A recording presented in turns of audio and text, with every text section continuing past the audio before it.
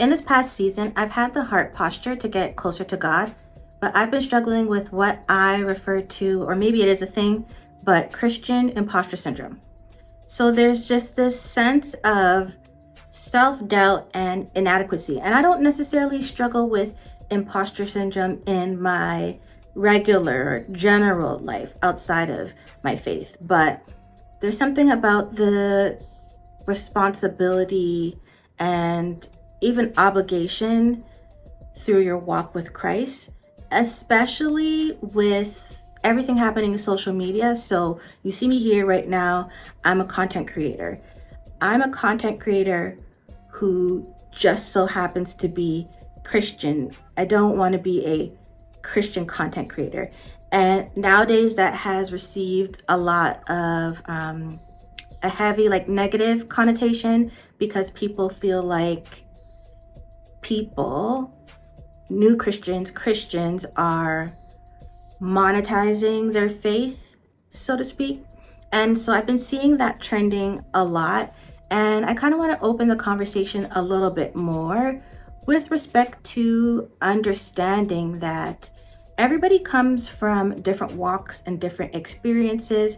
And truthfully, I don't see anything wrong with people sharing their spiritual journey and experience based on their own discretion and personal discernment in terms of where they want to draw boundaries. But I feel like there is no harm in that because that same person could be meeting someone else where they're at.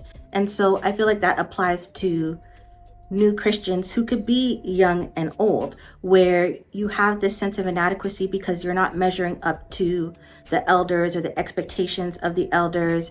And it just feels like you're not enough. You don't know all of the hymns. You don't know all the Bible verses. You don't know. And where is there space to grow? I don't understand why people feel so pressed to say you're using God as an aesthetic. The Bible emphasizes the importance of spreading God's word to each and every single person, and this is in preparation for his return. So if you're a Christian, like you say you're a Christian, it's already feeling like we're in the end of times.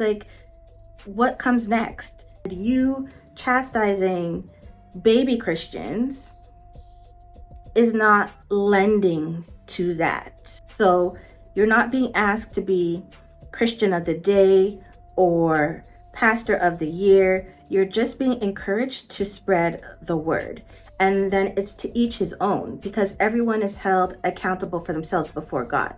So should you influence a person, they may have a stronger passion or connection to build a relationship with God on the fast track. And that's just their own individual walk. But there's fruit in you sparking their mind and their interest. Spreading the gospel is a prerequisite for the end of times.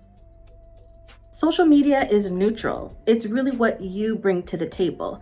And so for me, I would never want to take a position where I'm playing devil's advocate, so to speak, and scorning and judging people for talking about God. The mission is to evangelize, share your testimonies, and just spread the love of God and faith in order for us to wrap this thing up. How long do you want to contribute to your own hell on earth? This is the point in time where we have to build communities so that we can gather, fellowship, teach, learn, and grow together.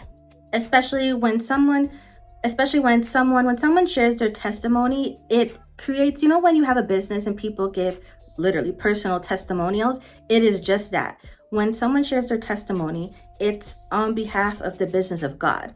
So they're talking about what their experience was with the product, and then they are talking about where they were before, how the product helped them, and as a result. There's no clout chasing in that. God strike me with lightning, but there's no clout chasing behind that. How? I would have loved to never have lived the experiences to speak to my testimonies on testimonies. I said it before and I've said it again, take me off the strongest soldiers list. I'm good. I get it. I've learned my lesson. So no one wants to go to who's volunteering to go through trials and tribulations. A personal testimony can be used as a tool to inspire others to grow in their faith if they're already followers of Christ, or introduce new followers. It just speaks to the weight of the transformative experience of God's love. And then you're just acting as a witness of God's work. People can feel the power and the strength and the emotions behind your personal experience that inspires them. Just like any other success story for people who are currently going through struggles and have doubts. Most people want to root for the underdog. They feel empowered and they want to apply that to their own life's experiences. So I say all of that to say, let the people tell their story and look at their fruit in the end. Plant your seeds. Mind the fruit that serves you.